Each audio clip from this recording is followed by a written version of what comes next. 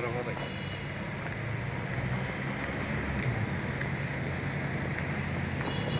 Böyle de fidanlara bak.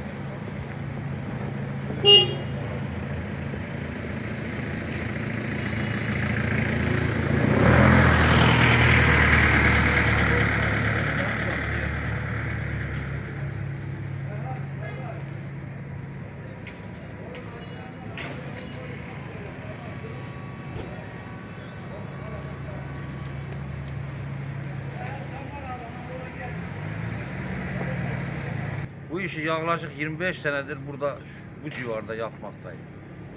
Genellikle kayısı fidanı ve çeşitleri satıyoruz. Gül, çiçek, tabi çam, buna benzer peyzaj işleri de olduğu gibi. En iyisini yapmaya, Darendeye hizmet etmeye uğraşıyoruz. Kayısının da Kabaşı, Hacı Halil, Çataloğlu, Hasan Bey 5-6 çeşidi bulunuyor. Diğer meyvelerde de her çeşit meyvamız bulunuyor. Kayısı piyasası 3 senedir aşağı yukarı 90-100 lira civarında oynuyor. Meyveler biraz işte 150 bin liraya falan, 150 liraya gidiyor.